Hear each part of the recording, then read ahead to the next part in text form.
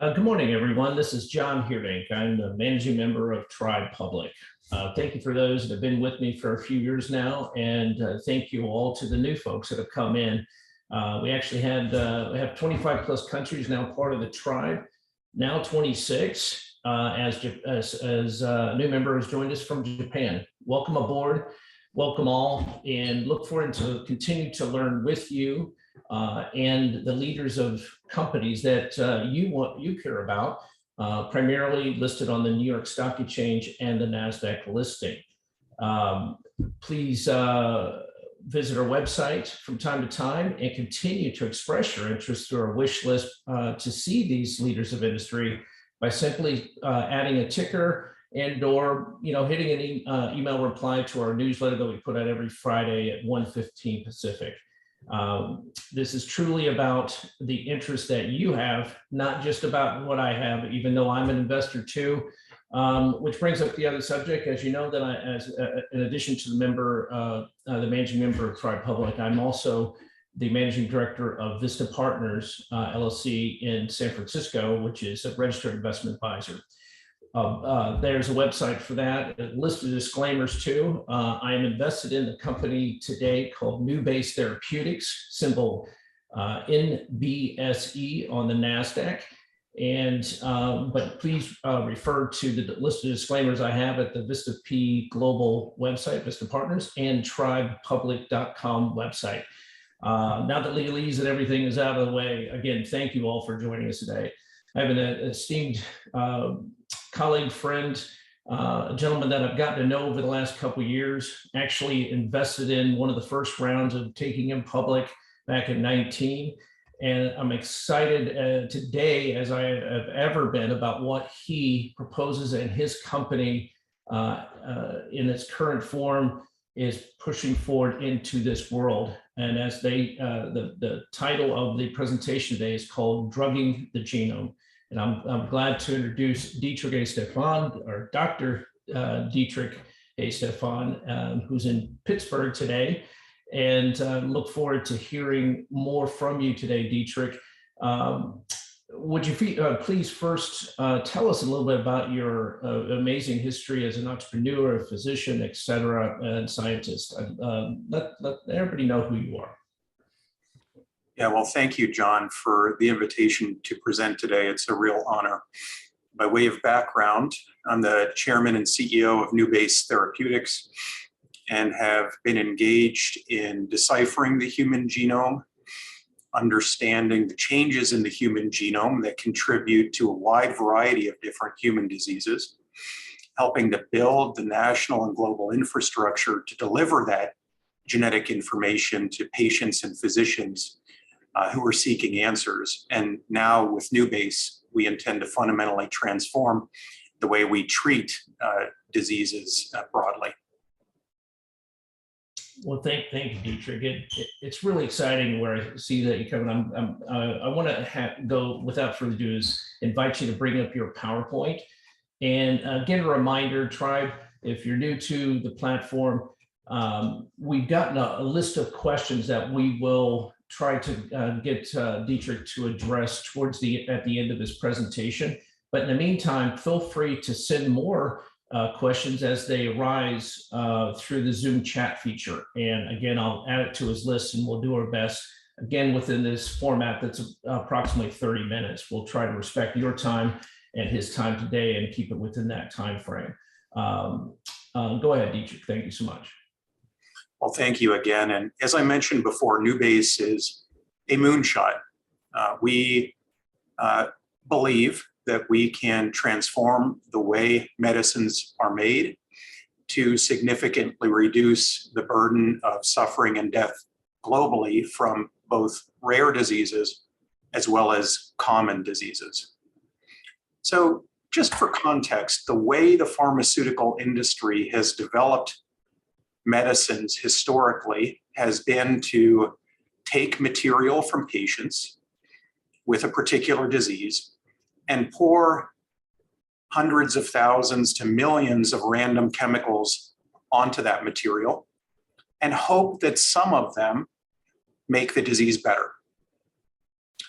Thereafter, what follows is a decade-long, multi-billion-dollar chemical engineering project to dial in the potency of one or two of those chemicals and hope that they don't stick elsewhere in the body and cause side effects. Now, the result of that, if you fast forward, is a marketplace where drugs are expensive because we've got to recoup those development costs. And almost every therapy has side effects because we cannot understand how to dial out the off-target engagements in an immensely complex machine. Now, over the last decade, as a result of the efforts of the Human Genome Project and the evolution of computational technologies, a new industry has emerged. It is beginning to change that paradigm. This is the early genetic medicines industry, and it's characterized by companies that can go a half step upstream from broken proteins and drug RNA molecules. This field is defined by companies such as Alnylam and Ionis, which can silence mutant RNAs, as well as companies like Moderna and BioNTech that can replace or increase the amount of a specific RNA to eliminate the downstream disease. Now, the keys to the success of this nascent genetic medicines industry is that RNA molecules are accessible to drugging. They are single-stranded, and thus they can be engaged by a chemical modality. Now, NeuBase intends to go right to the heart of the matter and drug the human genome itself. Now, that is no small feat. The human genome has evolved in a double-stranded format to protect itself, that precious unit of heritability, from insults. So the challenge for NeuBase is to open up that double-stranded human genome and scan through the 6 billion letters that's contained in every one of the trillions of cells in the body to identify what's often a single letter change, engage that change without breaking the genome, and reduce the ability of that or eliminate the ability of that broken gene to manifest in disease. Now, there are other complexities associated with that, if that wasn't enough. Getting the molecule to the particular cell type of interest after a patient-friendly route of administration. Making sure that the drugs engage with single base precision.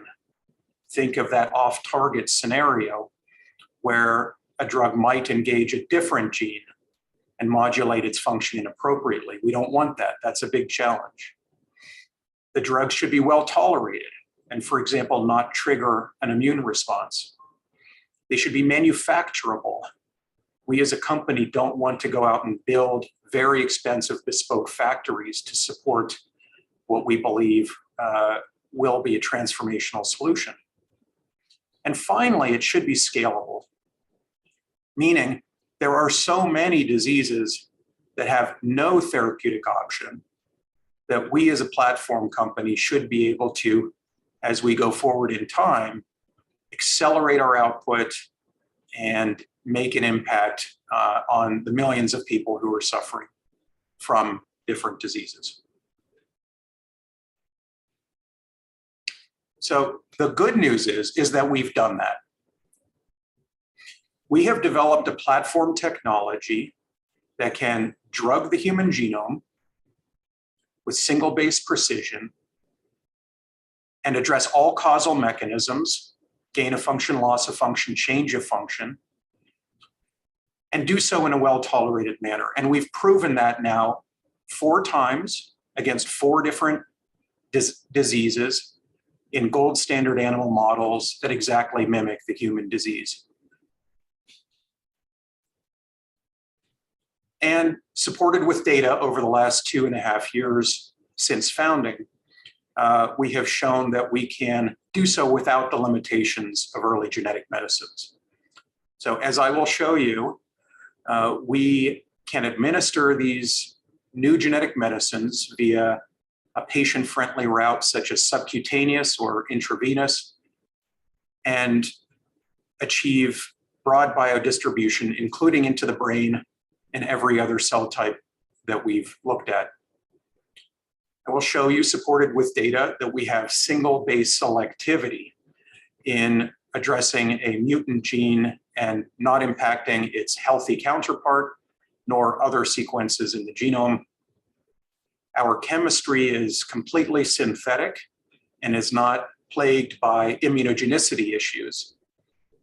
You'll all be aware of the gene therapy industry, where genes are packaged up into viruses to deliver them, and the human body immediately mounts an immune response against that, and that administration often can't be done a second time.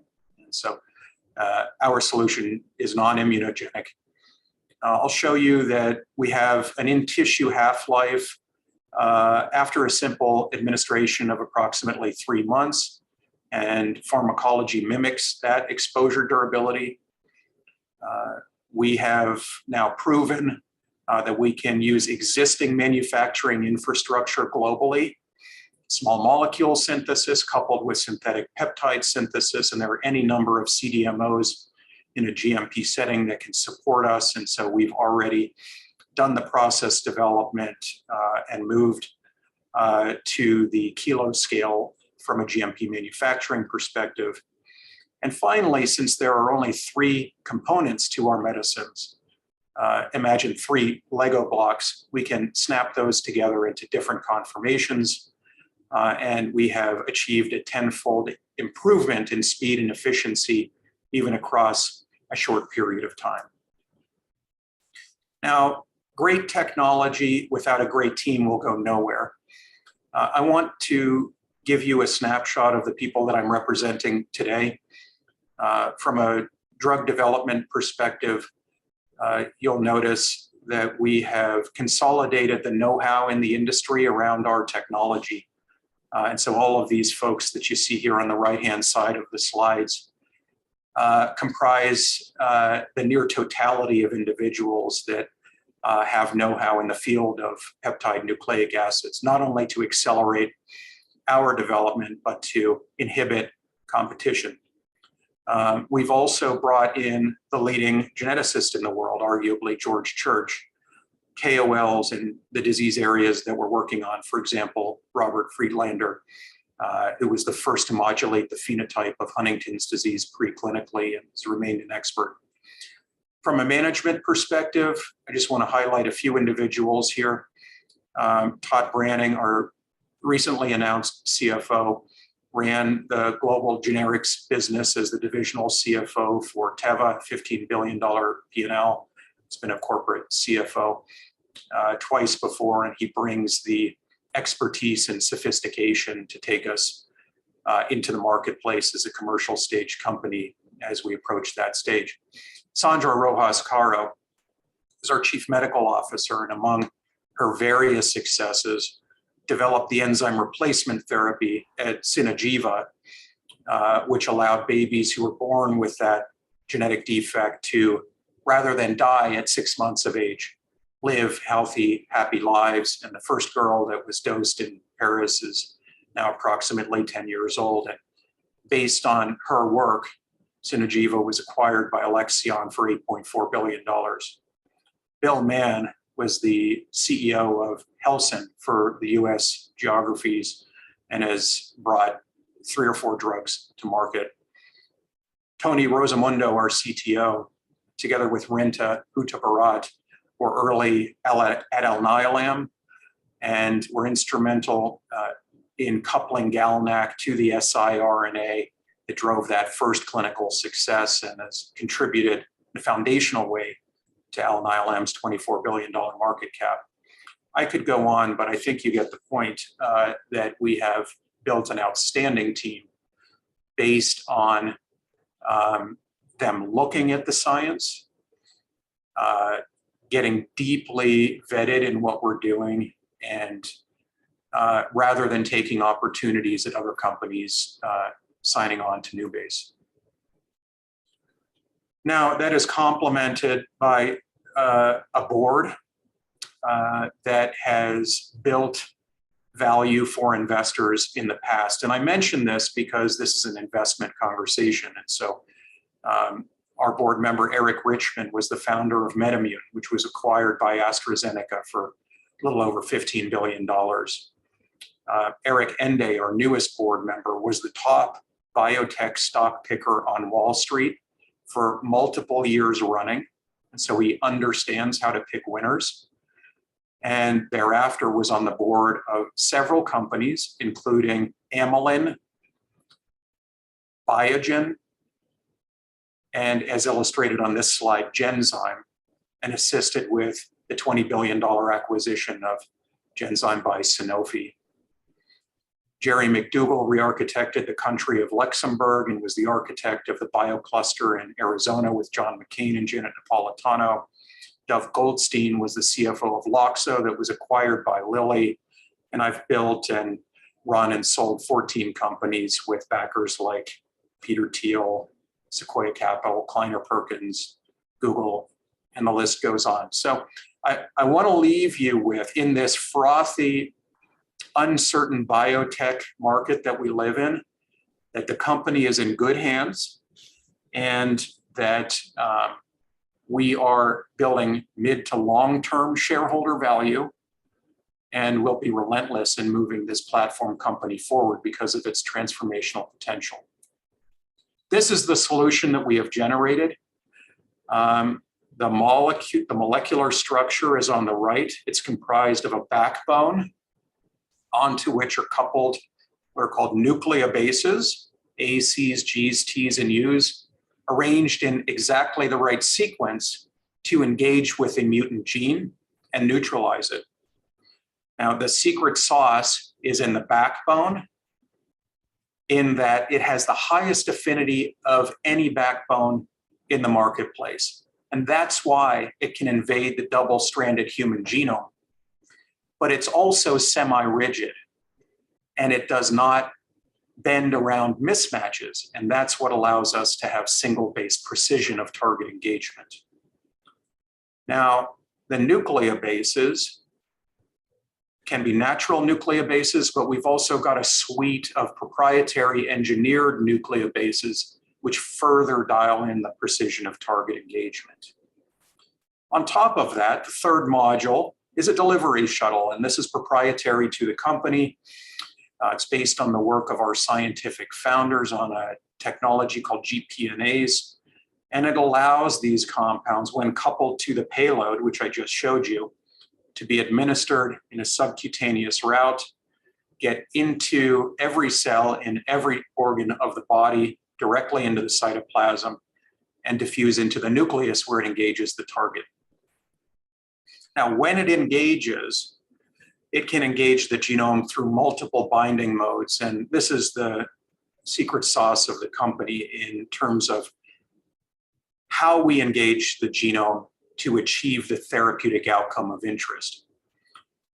What you see here is called duplex invasion. This is an illustration of one of our compounds invading the double-stranded genome, outcompeting the complementary strand of DNA and engaging a target. There's a second binding mode where we don't even have to go into the genome. We can scan the outside of the genome by peering in through the major groove and identifying the complementary sequence of interest to form triplex structures. And the third binding mode is called Janus invasion, where we can actually bind both the Watson and the Crick strand in a sequence-specific way, all to modulate machinery that runs on the rails of the genome and achieve the desired output. And so, as you see at the top of the slide here, I've just illustrated a few of these modulation events. Here you see a duplex invasion oligo sitting at the beginning of the Huntingtons disease gene on just the mutant copy of the gene, and it inhibits this machine called RNA polymerase from transcribing that into an mRNA and forming a toxic protein. Now, we can turn genes on in this manner by making the gene more accessible to the machinery that copies it and thus boost protein output. This is applicable to a class of genetic diseases where loss of function or haploinsufficiencies where you want to increase gene output to resolve the disease. We can also stop gene output and reduce a toxic gene or a toxic protein from being formed, as I just illustrated. But we also believe we have a best-in-class genome editing technology. And this technology has been published multiple times in Nature by our scientific founders and is part of the NIH somatic cell genome editing program. Here I just illustrate a Nature review that was recently published. And the reason that this figure is so elegant is because what you see in all of the other genome editing applications is this huge protein often coupled to an RNA guide strand that needs to be delivered in order to achieve in vivo genome editing. In addition, these editors often induce double-stranded breaks, which can be toxic and are riddled with off-target editing issues. What you see here in red is the editing solution which we are driving forward. This is work being done in collaboration with George Church's lab at Harvard Medical School. It is a simple, naked, synthetic oligonucleotide that, again, as I'll show you, can be broadly biodistributed, is non-immunogenic, so it can be repeatedly given if we don't achieve the editing efficiency of interest, and does not induce double-stranded DNA breaks, and has been shown repeatedly, again, I'll refer you to Nature papers on this topic, to have zero off-target editing efficiencies. And so as you see the company progress with temporarily drugging the genome to activate or deactivate genes, you'll also see us change function through genome editing. Now, delivery. If you go to some of these industry conferences, inevitably the conversation will turn to someone pounding the table and saying, delivery, delivery, delivery is the main challenge in this genetic medicines industry. And largely it's a challenge because people are trying to haul around very large negatively charged payloads that essentially just go to the liver. What you see here is our delivery shuttle, radio-labeled with C14, injected systemically, and at 4 hours you achieve extreme distribution across the entire body in a non-human primate, including into the central nervous system. Here you see the gray matter lighting up at 4 hours. You see skeletal muscle, you see heart muscle. 70% of the administered dose gets past the liver and kidney. And we've illustrated that the pharmacology mimics this exposure data. So I want to give you a brief update on our 4 disease programs in our emerging pipeline. As a company, we have a jam-packed 2022 data release calendar. You'll see the early catalysts listed on the right-hand side of this slide related to each program. Our myotonic dystrophy type 1 program is our leading program. This is a disease that affects about 40,000 individuals in the US and Europe alone. It's a dominant genetic disease. It's characterized by an inability of young individuals to breathe. Often they need to be put on respirators, an inability to relax after contracting their muscles. This is called myotonia, cardiac conduction defects, and cognitive defects. Patients often die in midlife, and there is nothing that anyone can do about it.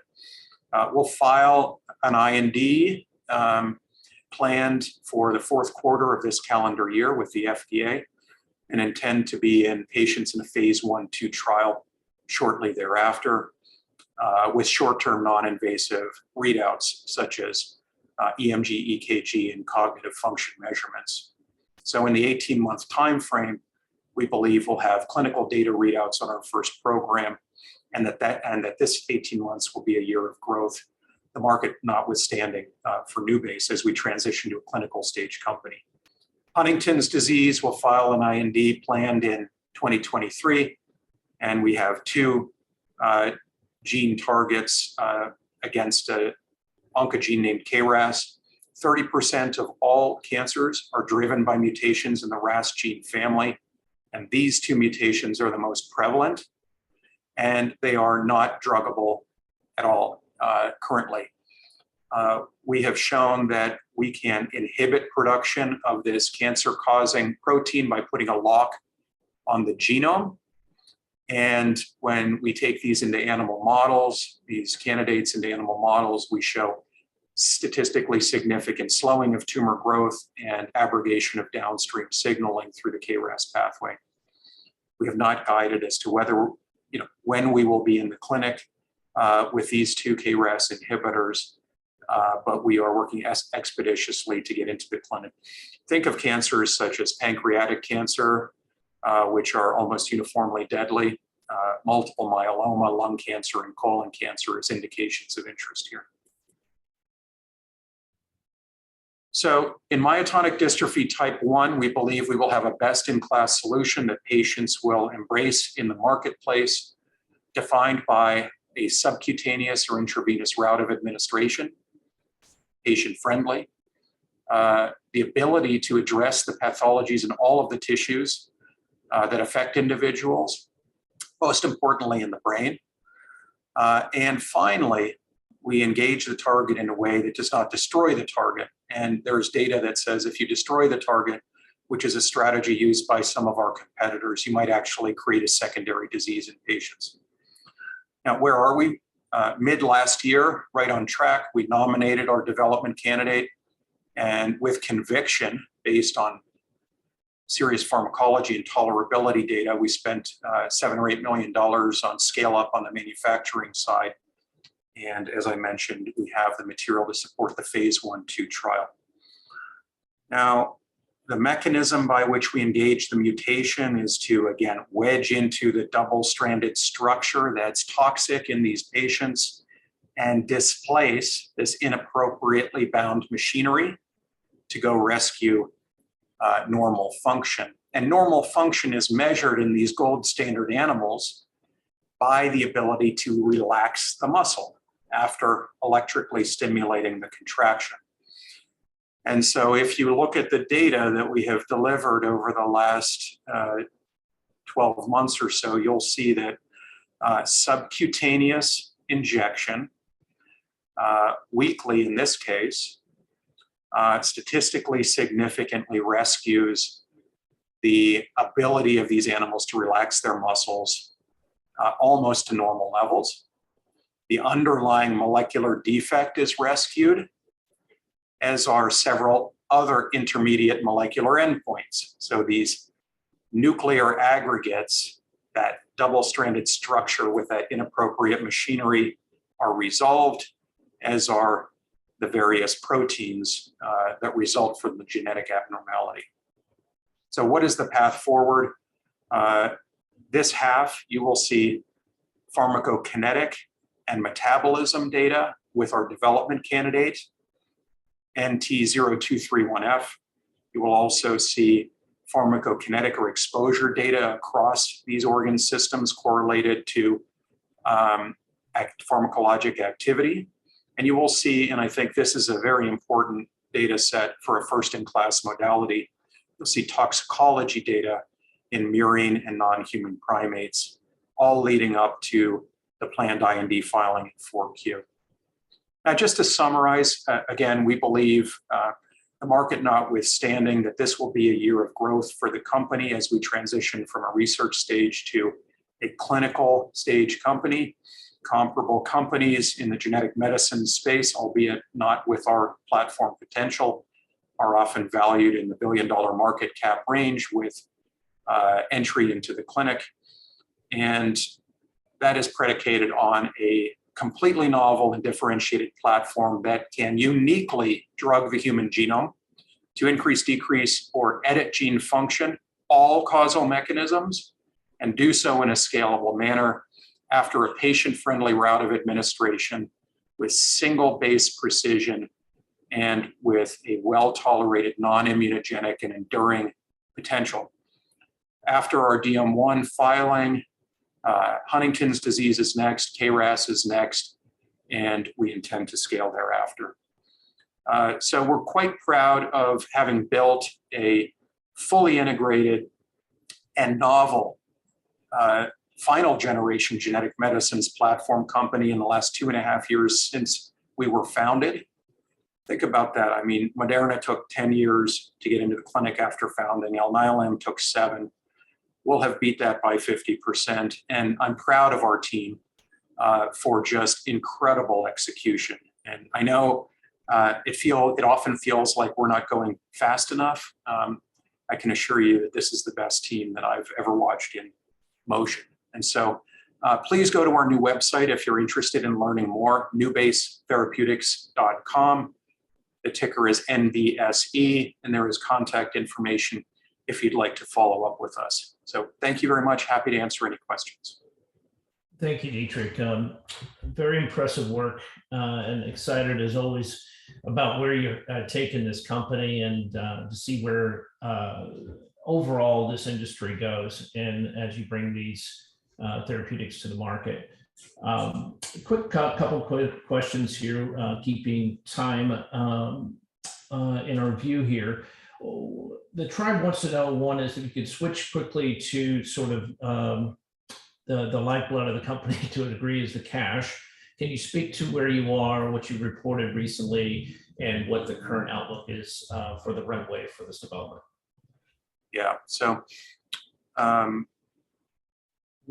as we saw the first indications of the market collapsing under the biotechnology industry, we quickly did a secondary offering and topped off the balance sheet with about $46 million in gross proceeds at the end of Q1 of last calendar year.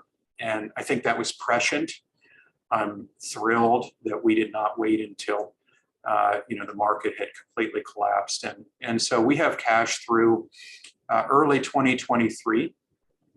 And obviously, given the macro, we have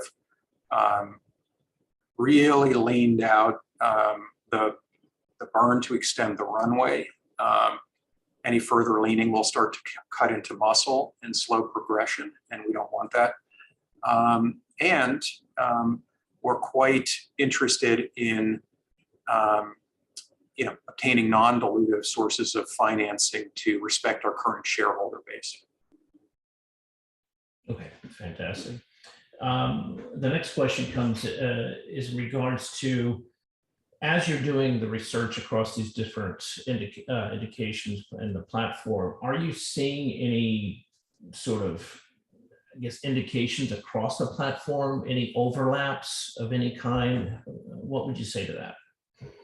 Yeah, no, thank you for the question. So the long-term vision of the company is that it truly is modular and thus scalable, and that we understand each modular component. So what we have seen already is that we use the same delivery shuttle across our 4 different programs. Same shuttle, different payload. Now, the payload itself uses the same backbone. So you get a sense that once we've characterized that backbone and understand it fully, that we can, so let me take a step back to the delivery shuttle. We understand the PK ADME profile of that delivery shuttle. And so as we snap it onto other payloads, we can skip that development step because the PK ADME is near identical. And that helps accelerate new therapeutic programs moving forward. The scaffold is largely identical. And from a tox perspective, we understand how that performs.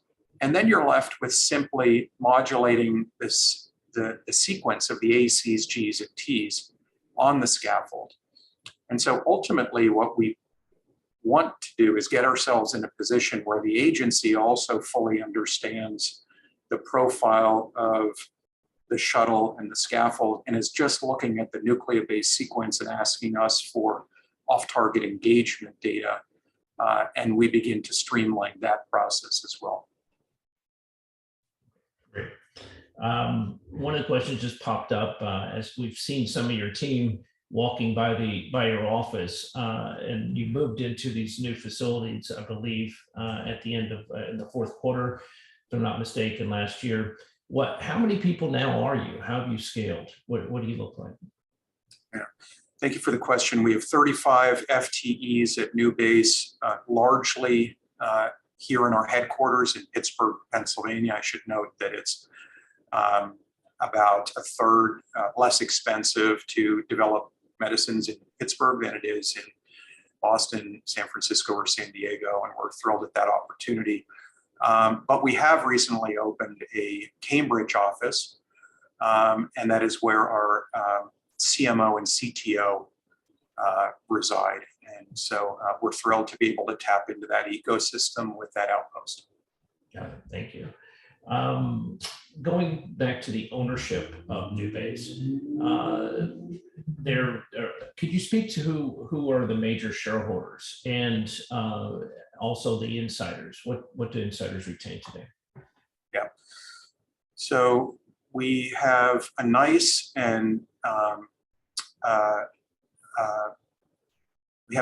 set of institutional investors that are in NeuBase Therapeutics.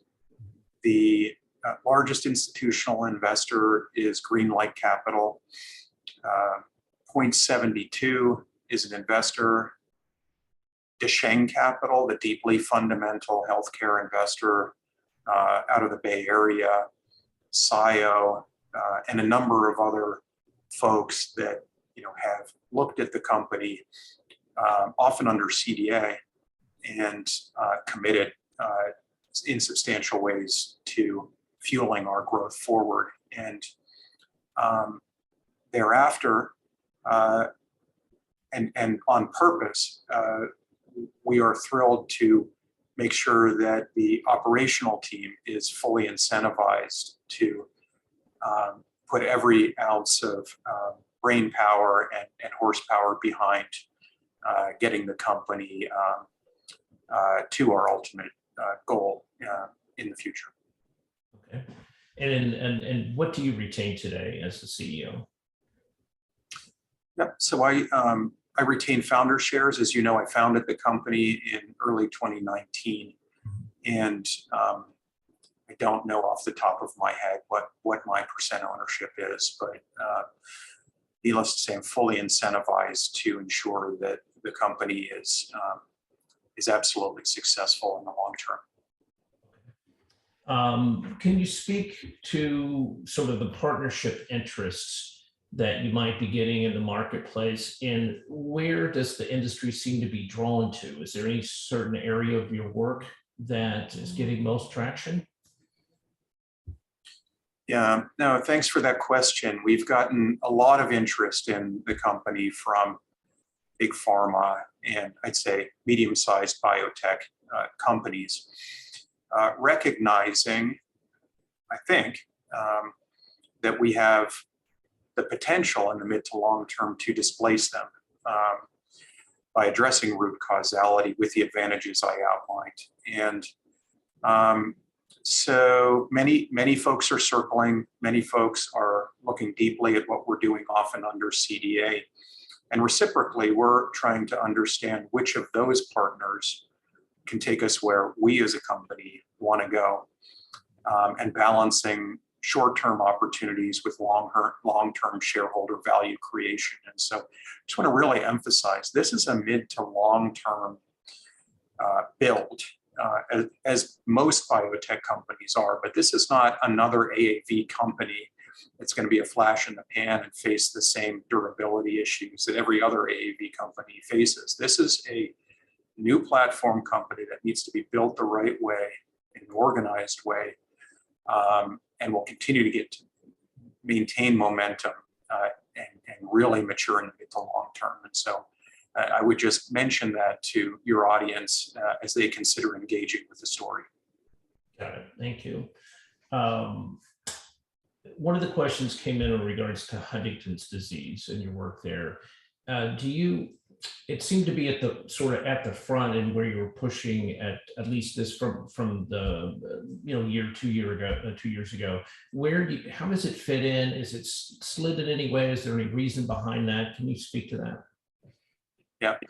So we probably almost 2 years ago now, we reset guidance on Huntington, and we have tracked against that guidance. The reason for the reset was COVID. And so we were shut down preclinically for 6 months with respect to the in vivo work, but have since maintained guidance across all of our programs. We're proud of that and proud of the execution behind those. Now, with respect to Huntington's disease, there was an overhang that was caused by the failure of the Roche Ionis phase 3 program, as many of your audience members know, where they were developing a compound that had to be administered intrathecally every 4 to 8 weeks via lumbar puncture for the rest of a patient's life, which is a difficult course, and which non-selectively knocked down the mutant gene as well as the healthy gene. And that trial was actually stopped because of a lack of efficacy and safety signal. From day one, we as a company had said you can't go intrathecally because you'll be bathing the cortex in very high doses of the drug, potentially exceeding the MTD, and the drug will have difficulty diffusing down into the deep brain structures where it needs to act. And so from day one, we've been developing a solution that can be systemically administered, subcutaneous or intravenous, get across the brain through the cerebral vasculature, which is no small feat, and get into every neuron in the brain so that we don't set up a concentration gradient where we then knock down the mutant protein selectively. And we have proven that we can do that. We showed in a transgenic animal model called CQ175s that a subcutaneous injection on day 1, another injection on day 4, and then looking in the brain of these animals on day 7 illustrated statistically significant knockdown of the disease-causing protein while maintaining the healthy protein. That in and of itself is a huge engineering feat. And we have since extended that to a month and look forward to presenting that data as well as additional data at upcoming oral and poster presentations at several scientific meetings across 2022. Thank you, Dietrich. A quick question regards the market cap's around 47, 50 million as of today. Well, again, where's the cash, last reported cash levels? Where do you roughly? 52 million as of the filing of our 10Q. Okay, so roughly trading a little bit under cash, according to those, if you compare the two of those today. But we got a nice runway ahead with that cash. So if we can get the XBI or in the industry to start pulling us, you're one of the companies that has a real chance to really move forward, I believe, with the number of milestones you have lay ahead. And again, with the amazing team you put here. One of the things that struck me and really excited me recently was, again, as you mentioned, Eric Indy was added to your board. I think you filled a very significant gap in that board of understanding, and his reputation precedes him for getting partnerships completed, deals done, companies bought out at the highest magnitude. And I was excited to see you make a move like that to bring that kind of additional expertise into your board. So I commend you on that. And I would invite the tribe to do a little research on Eric Indy, and you might be as excited as I am to see that partner join hands with Dietrich on a day-to-day basis moving forward. One of the things that has also come up, and I don't know if you could speak to this today, but speaking of insider buying, has any insider buying happened over the last couple of years? And do you anticipate seeing that moving forward if windows open? Yeah, no, thanks for raising the question. I get this question a lot, and I'd like to remind the audience that I've invested personally in every financing round the company has had, period, as well as bought in the open market, and have a significant amount of my personal capital into the company. Over the subsequent financing rounds, various members of the board have always participated, and I see no reason why that won't continue moving forward. Thank you, Dietrich. Just, I guess, to close off, as we've got a little bit over time, I'd invite you, is there any closing remarks you'd like investors to take away, or the tribe members to take away as they go to think about NeuBase? Yeah, I would just say, look, biotech investing has never been for the weak of heart. Biotech companies go up and down, but over time, the good ones blow the doors off of the investment. And so this is a mid to long-term investment thesis. Number two is, I think there's going to be a pruning event that happens. There was a lot of noise that got injected into the biotech system because of the frothy markets in 2019 and 2020. Those companies will likely disappear. And so when you're evaluating investments at incredible valuations right now, pick the good ones. And I would argue that the good ones can be identified by the people that are engaged in those stories and the truly transformational potential of a small subset of those companies. And so what I mean by that is the Me Too stories, I think, will get probably decimated when they try and go back to the public markets here, and it will be the true value creators, true innovators that will win. And I like to think that we're in that class. Absolutely. Thank you again, Dietrich. I'd remind the tribe, we are tribe public, and I'll endeavor by the end of this week, maybe a little quicker, depending on what gets my way today, to get this video of the event published, so that you can go back and review anything that we learned today, and or share it with other tribe members that maybe have not, and beyond. Again, thank you, tribe, for joining us. Thank you, Dietrich, for doing what you do every day, and I wish you the best of luck and success going forward with NeuBase. You remember, NeuBase symbol is NBSE on the NASDAQ. Take a look along with us, and I look forward to hear from you, and I look forward to maybe getting you back on as you progress at NeuBase. Thank you so much. Thanks for having us, John. Always a pleasure. All the best.